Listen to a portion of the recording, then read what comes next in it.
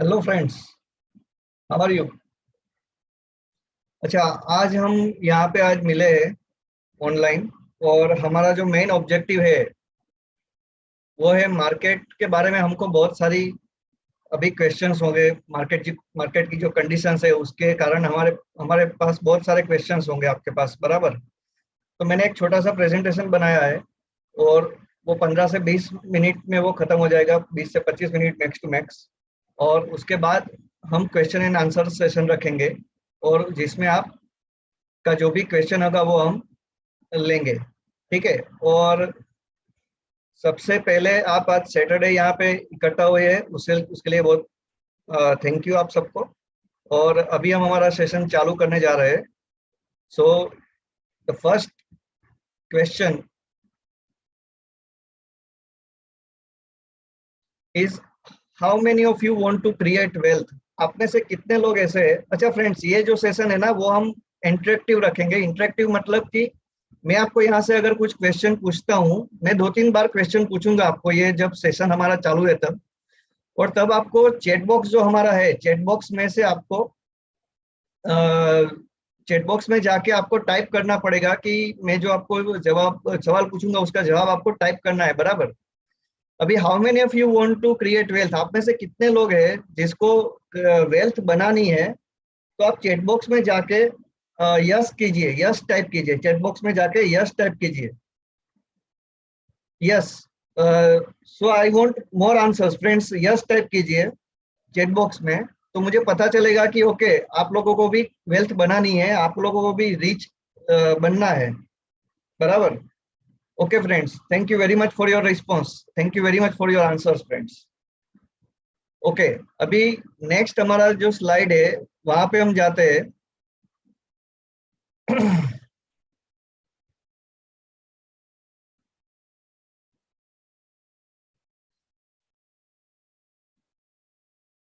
Friends, ये एक story है, बराबर। एक मेरे अंकल है, उसकी मैं यहाँ पे स्टोरी करूंगा। और यहाँ पे आपको स्क्रीन पे क्या दिख रहा है, स्क्रीन पे एक जहाज आपको दिख रहा है, राइट। और ये जहाज जो है ये एक दरिया में है, एक जो समंदर है उसके अंदर सेल कर रहा है। सपोज ये क्रूज है और क्रूज में आप आपके फैमिली के साथ ज्वाइंट आप फैमिली के साथ जा रहे हैं, बराबर। अगर आप फैमिली के साथ ये क्रूज में है और वहां पे आप, हमको पता ही है कि समंदर में जो लहरें होती है, समंदर का जो पानी होता है वो कभी कभी बहुत ही तूफान वाला रहता है, टर्बुलेंट होता है, राइट।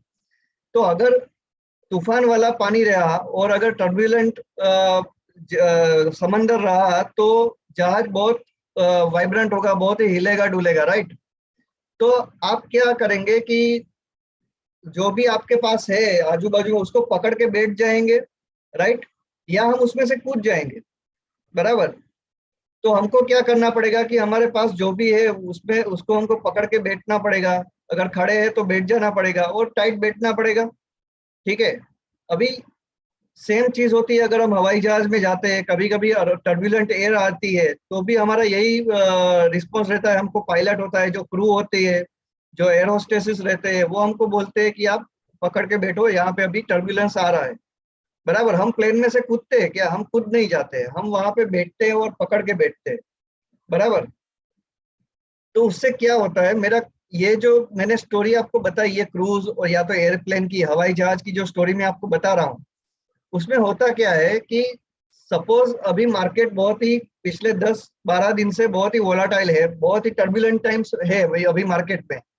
तो जैसे हम जहाज में से कूद नहीं जाते हैं, सेम उसी तरह से हमको हमारा जो इन्वेस्टमेंट है, हमारा जो मार्केट है, उसको एक जहाज ही पकड़ लीजिए कि ये एक जहाज है, बराबर।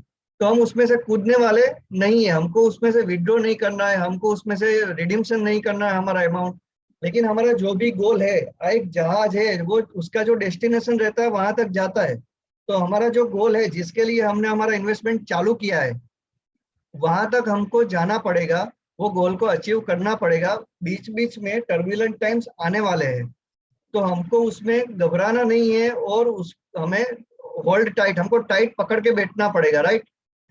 तो यही चीज सेम मेरे एक अंकल है, बराबर। अभी मैं आपको रियल रियल लाइफ स्टोरी बताने जा रहा हूँ कि मेरे एक अंकल है जिसके पास 32 साल पहले उसने 32,000 रुपीज इन्वेस्ट किए थे। कितने, 32,000 रुपये सॉरी 30,000 रुपये 32 ईयर्स पहले, 30,000 रुपीज का इन्वेस्टमेंट 32 साल पहले किया है एक मेरे जो अंकल है उसने। ये रियल लाइफ स्टोरी है, मेरे पहचान वाला इसलिए मुझे पता है।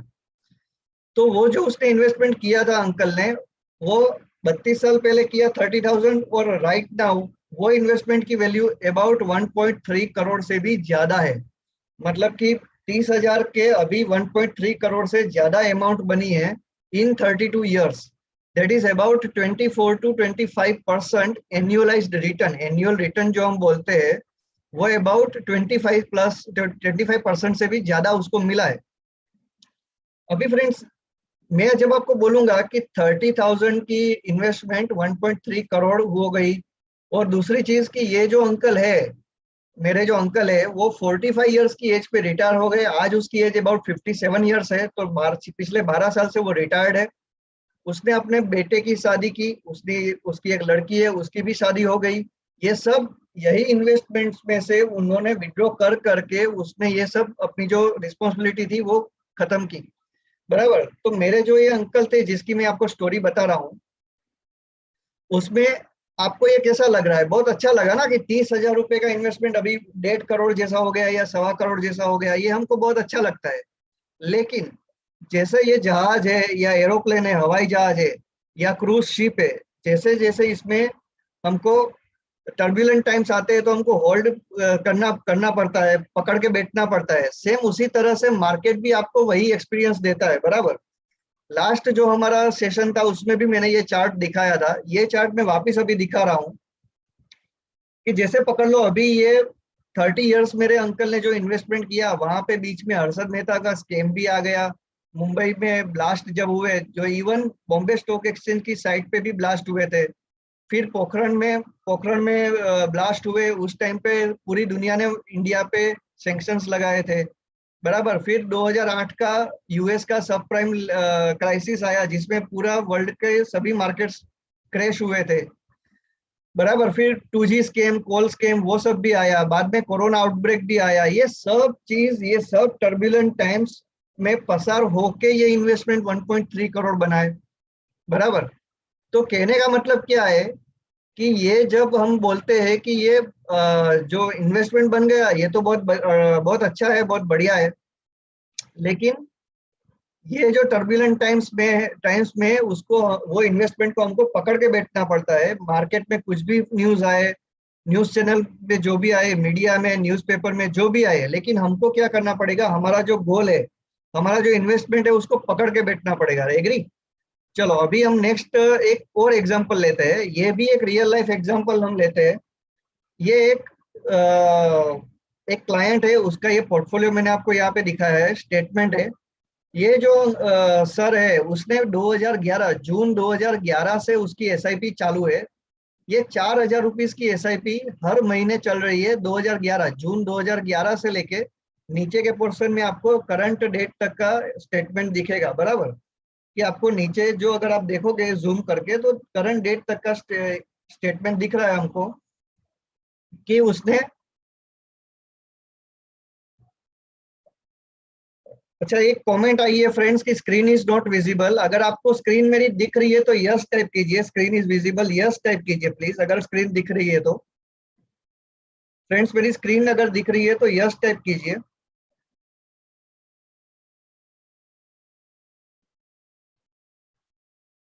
Okay, okay, thank you friends. Okay, तो मैं यहाँ पे था कि ये जो स्टेटमेंट आपको दिख रहा है वो 2011 से लेके 2022, मतलब कि अबाउट 11 ईयर्स का इन्वेस्टमेंट किया ये साहब ने। SIP started from June 2011। और मेन इंपॉर्टेंट थिंग क्या है पता है आपको सर? कि ये सर ने still running, that SIP is still running. 11+ years हो गए, 11 साल से ज्यादा ये एसआईपी चली है। अभी तक का जो इन्वेस्टमेंट है वो 5,26,000 है। बराबर। और करंट वैल्यू है वो अबाउट 11 लाख रुपीज है। ये जो इन्वेस्टमेंट मैंने आपको यहाँ पे जो दिखाया है, उसकी जो करंट वैल्यू है वो 11 लाख रुपीज है। और ये इन्वेस्टमेंट है वो 5,26,000 रुपीज का टिल नाउ, टिल डेट हुआ है। ठीक है। और इसका जो हम एनुअलाइज्ड रिटर्न निकालते हैं अगर, तो वो अबाउट 15%, 15% एनुअल रिटर्न पिछले 11 साल में हमको मिला है फ्रेंड्स। तो ये जो रिटर्न है 5 लाख का, 11 लाख, वो हमको सुनने में अच्छा लगता है, बट सेम मैंने ये आपको जो चार्ट दिखाया था कि ये पूरे टर्बुलेंट टाइम्स में से होके ये पोर्टफोलियो निकला है, तब जाके ये रिटर्न बन रहा है। बराबर, उसका मतलब क्या हुआ? सॉरी, इसका मतलब ये हुआ कि जैसे मैंने आपको जहाज की स्टोरी बताई, जैसे हम मैंने आपको हवाई जहाज की स्टोरी बताई, उसी तरह हमको ये हमारा जो इन्वेस्टमेंट है उसको होल्ड करके बैठना पड़ेगा, टाइट पकड़ के बैठना पड़ेगा। हमारे फ्रेंड्स, कलीग्स, नेबर्स, रिलेटिव्स चाहे कुछ भी बोले कि मार्केट तो बहुत डाउन हो गया है, अभी आप ये बेच दो, अभी आप ये कर दो, लेकिन ये यही टाइम है जब हमको हमारा इन्वेस्टमेंट बढ़ाना चाहिए, क्योंकि इसी टाइम पे हमको जो नंबर ऑफ यूनिट्स होते हैं वो ज्यादा मिलते हैं। बराबर। अच्छा, अभी हम नेक्स्ट दूसरी एक बात करने जा रहे हैं कि वाई टू रिमेन बुलिश। अभी जो मार्केट है उसमें हमको बुलिश क्यों रहना है? ऐसा क्या है मार्केट में और क्यों है कि हमको बुलिश रहना है? राइट। तो ये हम देख रहे हैं।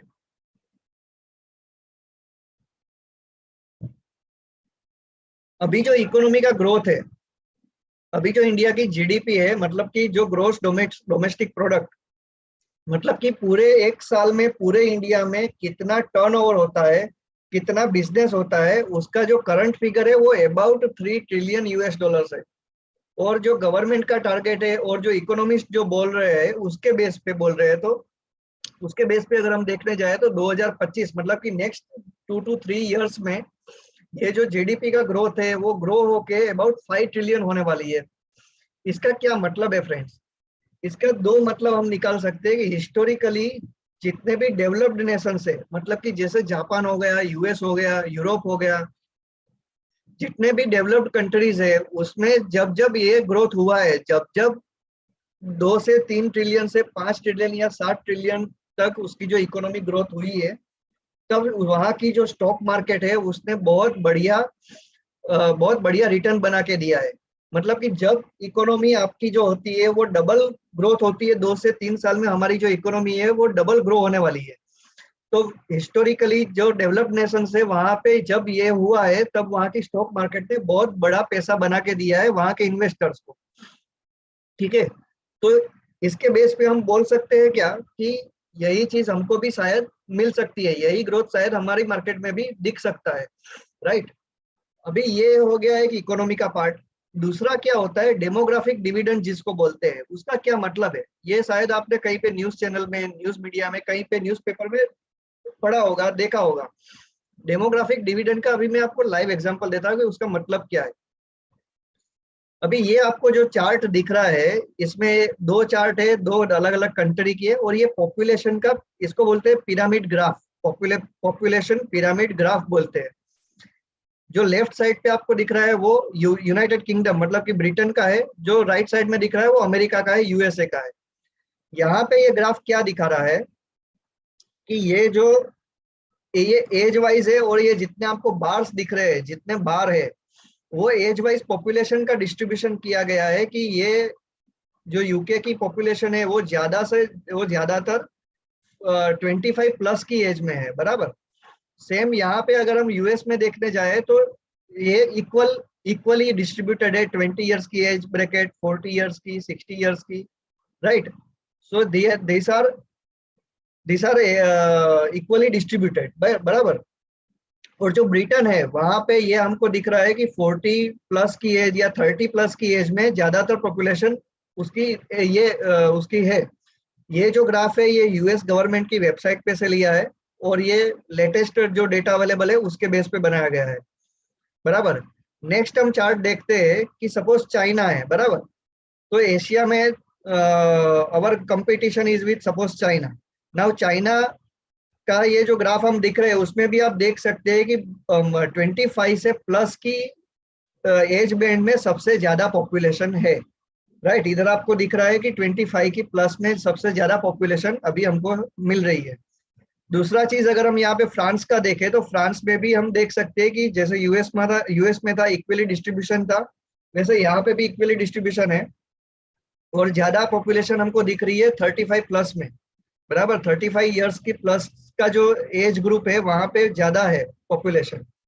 अभी हम नेक्स्ट ग्राफ देख रहे हैं फ्रेंड्स अगर ये ग्राफ आपको समझ में आ गया तो नेक्स्ट 10 साल में आप करोड़पति 100% बन सकते हैं। सॉरी। अभी हम पहले जापान का ग्राफ देखते हैं सपोज। तो जापान में जो आप देख रहे हो कि उसकी जो पॉपुलेशन है, हमको ये चीज तो शायद हमको पता होगा कि जापान है वो सबसे बूढ़ा देश है, मतलब कि सबसे एल्डेस्ट कंट्री है right now in the world. बराबर, पूरी दुनिया में सबसे ज्यादा aged population is in Japan. बराबर। अभी ये राइट लेफ्ट साइड का जो हमारा इंडिया का ग्राफ है वो आप देखिए और सोचिए, यहाँ पे बिलो 35 ईयर्स की एज का जो बैंड है, मतलब कि यहाँ से इतना ग्राफ है, वहां पे सबसे ज्यादा पॉपुलेशन है। ये करंट डेट का डेटा है और this is based on US government data. बराबर।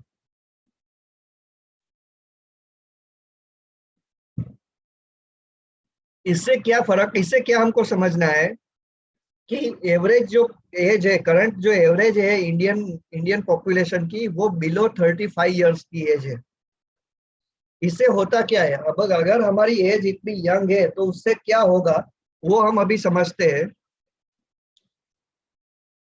पहले ये ग्राफ समझ लेते हैं, ये टेबल समझते हैं। ये टेबल है जिसमें इंडिया, चाइना और ब्राजील, इसकी ये जो कंज्यूमर गुड्स है उसका डिस्ट्रीब्यूशन, जो पेनिट्रेशन हम जिसको बोलते हैं, कि आउट ऑफ 100%, 100 लोगों में से कितने लोगों के पास रेफ्रिजरेटर है, कितने लोगों के पास वॉशिंग मशीन है, रूम एसी है, टू व्हीलर्स है और फोर व्हीलर्स है।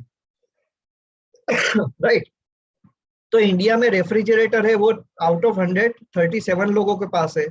चाइना और ब्राजील में वो 95 99 पर लोगों के पास है। जो वॉशिंग मशीन है वो 15 लोगों के पास है। चाइना में वो 91 लोगों के पास है। ब्राजील में वो 67 लोगों के पास है। जो हम एयर कंडीशनर बोलते हैं, बराबर, एसी, रूम एसी, वो इंडिया में 5 लोगों के पास है। Out of 100 people only 5% has this AC. बराबर। और जो चाइना है वहां पे 109% के पास है। ब्राजील का डेटा हमारे पास अवेलेबल नहीं है।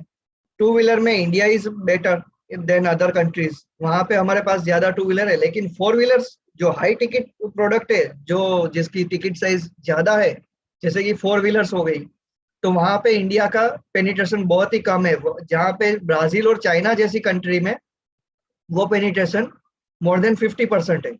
बराबर। यहाँ पे फ्रेंड्स चाइना और ब्राजील का एग्जांपल हमने क्यों लिया है, क्योंकि वो भी इमर्जिंग मार्केट है। हम US, UK, France, Germany, Japan उसके साथ कंपैरिजन कर ही नहीं रहे। हम ब्राजील और चाइना के साथ कंपैरिजन कर रहे हैं, जो कि इमर्जिंग मार्केट है और इंडिया भी इमर्जिंग मार्केट है। राइट। अभी एक दूसरा इंटरेस्टिंग चार्ट देखिए। ये इंडिया का स्टेट वाइज चार्ट है और जो कार है, जो फोर व्हीलर्स है, उसका डिस्ट्रीब्यूशन यहाँ पे दिख रहा है हमको।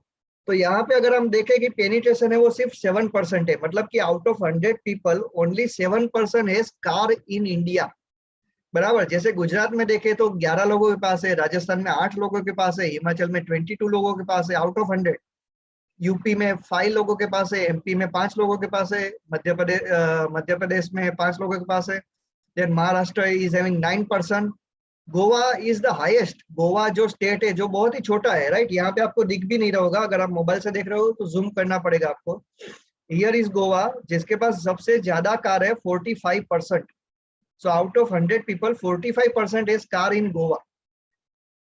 तो इससे इसका मतलब क्या है फ्रेंड्स, कि ये जो हमने यहाँ पे ये पॉपुलेशन चार्ट देखा, कि ये जो बिलो 35 ईयर्स की एज वाली जो पॉपुलेशन है, जो अभी नेक्स्ट 10-15 साल में कमाने लगेगी, ये जो बिलो 25 ईयर्स की एज पॉपुलेशन है जो नेक्स्ट 10-15-20 साल में कमाएगी, तो बाद में वो खर्चा कहाँ करेगी। देखो, हमारे जो अभी लाइफस्टाइल है उसमें हमारा रोटी कपड़ा मकान तो आ गया है, रोटी कपड़ा मकान तो हमको मिल गया है।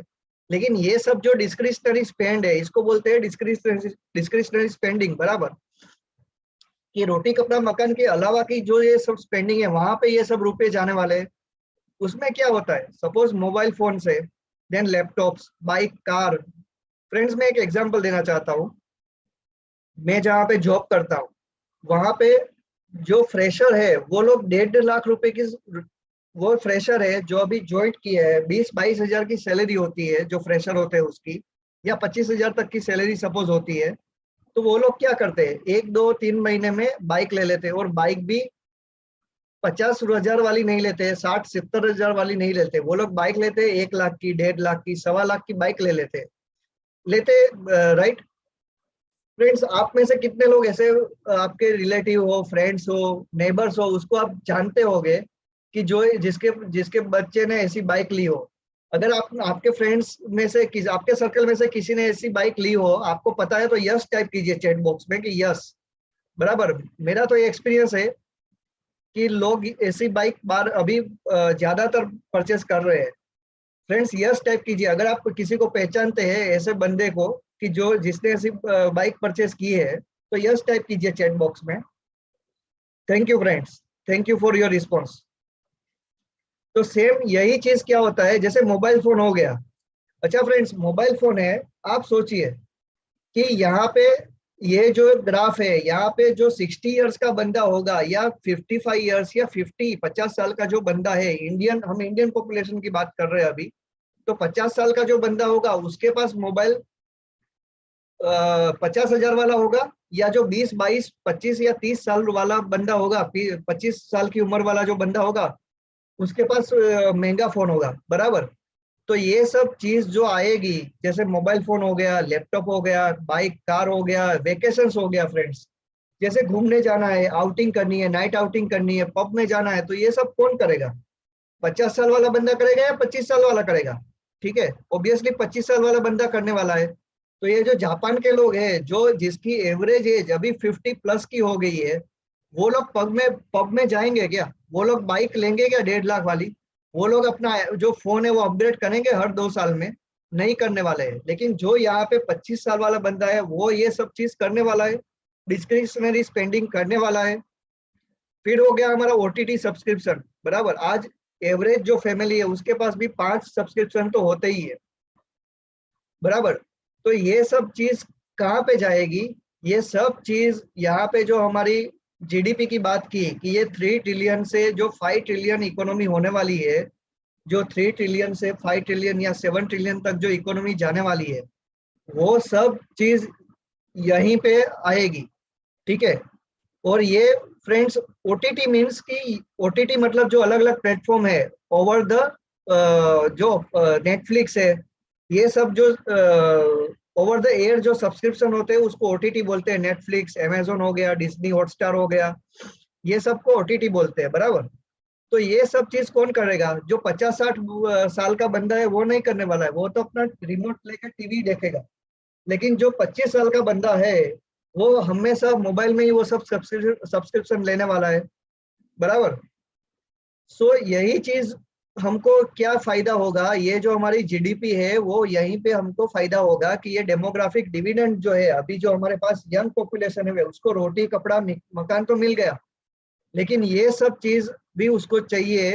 रोटी कपड़ा मकान के अलावा ये सब चीज में भी वो सब जो खर्चे करने वाले हैं, उससे जो इकोनॉमी का ग्रोथ होगा, वो अल्टीमेटली हमारा जो स्टॉक मार्केट है उसमें रिफ्लेक्ट होने वाला है। राइट।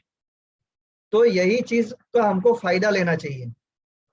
अभी ये जो फायदा हमको लेना है उसके लिए yes, so OTT means over the top. Thank you Kayur भाई फॉर योर करेक्शन। तो अभी ये सेम चीज क्या होता है कि इन्फ्लेशन, अभी इन्फ्लेशन जो होता है, एक हिंदी में बहुत पुरानी कहावत है, बराबर, कि महंगाई डायन खाए जाए। उसका मतलब क्या होता है कि जैसे आपने 100 रुपीज है, सपोज 100 रुपीज हमने तिजोरी में बंद करके रख दिया, हमने तिजोरी में लॉक करके रख दिया 100 रुपीज, और वो 100 रुपीज हमने 1979 में अगर आपने 100 रुपीज की नोट रख दी है, और उसके बाद हमने अभी सपोज 2019 में वो नोट अगर आप निकालते हो, तो उसकी वैल्यू सेम नहीं रहने वाली है। उसकी जो वैल्यू है, 100 रुपीज का नोट तो 100 रुपीज ही है, लेकिन उसकी जो वैल्यू है वो 100 रुपीज में से 4 रुपीज हो जाएगी ड्यू टू इन्फ्लेशन, महंगाई के कारण। 100 रुपीज की जो वैल्यू 1979 में 100 थी, वो अभी करंट टाइम में वो हो जाएगी अबाउट 4 रुपीज। बराबर। ये क्यों हुआ? क्योंकि इन्फ्लेशन है, महंगाई है। बराबर।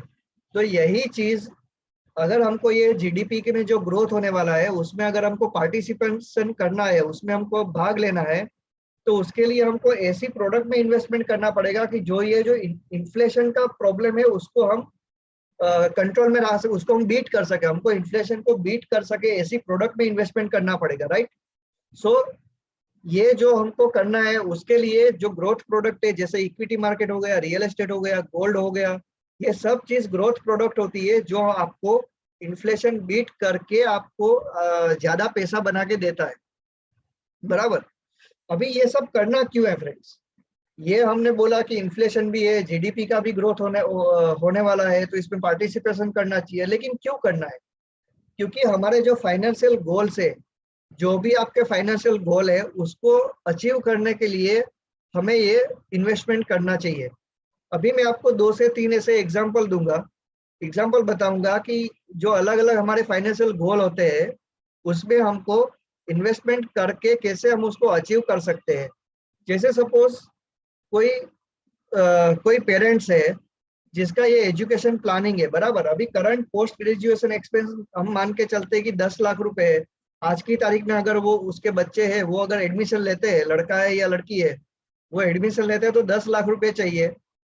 और हम 8% अगर इन्फ्लेशन पकड़ते हैं तो 10 साल के बाद वो 10 लाख के बदले अबाउट 22 लाख रुपीज उसको चाहिए। और ये जो गोल है वो हो गया अभी हमारा 22 लाख रुपीज का। सपोज अभी ये जो लड़का या लड़की है वो 7 साल का है, तो 10 साल के बाद या 12 साल के बाद जब उसको पोस्ट ग्रेजुएशन में जाएंगे, तब उसको अगर पैसा चाहिए तो अबाउट 21 लाख से ज्यादा अमाउंट हमको इकट्ठा करना पड़ेगा, राइट। तो उसके लिए हमारे पास 2 ऑप्शन रहते हैं, या तो हम लमसम इन्वेस्टमेंट करें या मंथली एसआईपी के थ्रू इन्वेस्टमेंट करते हैं। तो ये गोल अचीव 21 लाख रुपीस का गोल 10 साल के बाद मुझे अचीव करना है, तो उसके लिए मुझे 9,600 रुपीज की एसआईपी करनी पड़ेगी, बराबर। अगर मैं 9,600 की एसआईपी 10 साल तक कंटिन्यू करता हूँ तो मेरा जो गोल है ये वाला 21 लाख रुपीज का, वो अचीव हो जाएगा। दूसरा ऑप्शन है मेरे पास लमसम इन्वेस्टमेंट का। अगर मैं अबाउट 7 लाख रुपीज इन्वेस्टमेंट करता हूँ, वन टाइम इन्वेस्टमेंट करता हूँ और 10 साल तक उसको रहने देता हूँ, तो भी मेरा गोल जो है 21 लाख रुपीज का, वो अचीव हो जाएगा। तो ये हो गया फ्रेंड, इसको बोलते हैं हम फाइनेंशियल प्लानिंग। इसके ऊपर हम सेपरेट एक सेशन भी लेने वाले हैं जिसमें हम डिटेल में डिस्कशन करेंगे। दूसरा चीज हो गया, सपोज रिटायरमेंट प्लानिंग किसी का करना है, बराबर। इसके पहले का वेबिनार भी हमने रिटायरमेंट प्लानिंग के लिए किया था, उसका लिंक भी हम ये डिस्क्रिप्शन में डाल देंगे। तो रिटायरमेंट प्लानिंग जो है उसके लिए सपोज ऐसा हम पकड़ के चलते हैं कि कोई कपल है जिसकी अभी करंट मंथली एक्सपेंस है, एक फैमिली है उसका मंथली एक्सपेंस है 25,000 रुपये, मतलब कि हर महीने 25,000 रुपये का हमारा खर्चा है नॉर्मल, बराबर। नॉर्मल खर्चा है, रोटी कपड़ा मकान का जो खर्चा है वो 25,000 रुपये है। और सपोज हम 20 साल के बाद वो फैमिली को रिटायर होना है, वो कपल को रिटायर होना है, तो उसका जो फ्यूचर मंथली एक्सपेंस है वो अबाउट 1 लाख रुपीज हो जाएगा, 1,16,000 रुपीज हो जाएगा, बराबर। तो ये जो होगा उसको अचीव करना है हमको 20 साल के बाद। ये जो 20 साल के बाद हमको रिटायर अगर होना है तो हमको 2.89 मतलब कि अबाउट 3 करोड़ रुपीज हमारे पास होने चाहिए after 20 years to get retired, बराबर। 20 साल के बाद अगर मुझे रिटायर होना है, current monthly expense is my 25,000, तो 20 ईयर्स के बाद आई शुड हैव 3 करोड़, मेरे पास 3 करोड़ रुपीज होने चाहिए, then I can think of retirement friends. तो अगर मुझे 3 करोड़ रुपीज अगर इकट्ठे करने हैं 20 साल में, तो मैं क्या कर सकता हूँ? तो मुझे 30,000 रुपीज हर महीने इन्वेस्ट करने पड़ेंगे for next 10 years, for next 20 years. Next 20 साल तक मुझे 30,000 रुपीज का इन्वेस्टमेंट करना है। और अगर दूसरा भी ऑप्शन है कि मेरे पास सपोज 10% मैं ईयरली टॉपअप करूं, मतलब कि राइट नाउ मैं 15,500 रुपीज से एसआईपी चालू करता हूं और मैं हर साल 10% से मैं टॉपअप करता हूं, मतलब कि अभी मैंने 15,500 रुपीज किया, फिर नेक्स्ट ईयर मैं उसको 1,500 रुपये बढ़ा देता हूं। इस तरह से अगर मैं एसआईपी करता हूं तो भी मेरा ये जो 2.9 करोड़ का गोल है वो अचीव हो सकता है, बराबर। तो ये हमको कब करना है? फाइनेंशियल प्लानिंग हमको कब करना है? कि जब आपका एक्यूमुलेशन फेज है, बराबर। जब आप यंग हो, जब आप कमा रहे हो, तब आपको ये इन्वेस्टमेंट चालू करना चाहिए फ्रेंड्स। दूसरा कि जब मार्केट में टर्मोइल हो, जब मार्केट में टर्बुलेंस हो, बराबर, तब हमको इंक्रीज योर इन्वेस्टमेंट, आपको जो आपका इन्वेस्टमेंट है वो बढ़ाना चाहिए। तो इससे क्या होगा कि आपका जो नंबर ऑफ यूनिट्स है वो आपको ज्यादा एक्यूमुलेट होगा, बराबर। और दूसरा जो हम बोल रहे हैं यहाँ पे, ये सब जो कैलकुलेशन है उसमें 12% का इंटरेस्ट हमने, 12% का रिटर्न में रिटर्न हमने कैलकुलेशन में लिया है। और अगर आप मार्केट जब टर्बुलेंस में हो, मार्केट जब वोलाटाइल हो, तब अगर आप एक्स्ट्रा इन्वेस्टमेंट करते हो तो आपको यहाँ पे 2 से 3% ज्यादा रिटर्न मिल सकता है, ऐसी पॉसिबिलिटी रहती है। कोई गारंटी नहीं रहती है, लेकिन पॉसिबिलिटी रहती है, बराबर फ्रेंड्स। तो ये सब चीज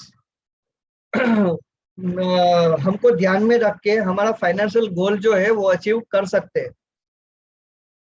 अच्छा फ्रेंड्स, तो ये जो फाइनेंशियल प्लानिंग है, इसमें से कितने लोग हैं जो हम प्रॉपर फाइनेंशियल प्लानिंग करना चाहते हैं, और ये गोल आप कितने लोग हैं जो गोल अचीव करना चाहते हैं? अगर आप आपका गोल अचीव करना चाहते हैं तो चैट बॉक्स में यस टाइप करके भेजिए, यस टाइप कीजिए अगर आपको गोल अचीव करना है friends. Come on friends, more response. Come on, type yes into check box if you want to achieve your goals. Thank you friends. तो इसके लिए हमने एक सेशन हम करने जा रहे हैं, 1-to-1 सेशन होगा, पर्सनल एक सेशन हम रखेंगे। अगर आपको ये जो सेशन है वो अगर करना है तो आपको व्हाट्सएप पे ये जो नंबर दिया गया है उस पे हाई मैसेज करके भेजिएगा, तो हम आपका कांटेक्ट करेंगे और ये सेशन हम आपके लिए अरेंज करेंगे। तो ये जो नंबर है वो नोट डाउन कर दीजिएगा, ये हमारा हेल्पलाइन नंबर है।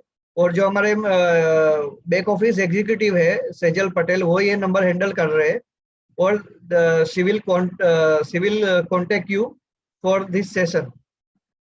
ओके फ्रेंड्स, ये स्टैंडर्ड डिस्क्लेमर से we are closing this session. ये हमारा सेशन यहाँ पे खत्म हो गया और इसके बाद हम क्वेश्चन एंड आंसर सेशन चालू करेंगे। तो ये स्टैंडर्ड डिस्क्लेमर है, mutual fund investment are subject to market risk, read all scheme related documents carefully, past performance may not sustain in future, and consult your finance advisor before taking any decision based on this presentation. Thank you very much friends, और यहाँ पे हम हमारा session खत्म कर रहे हैं।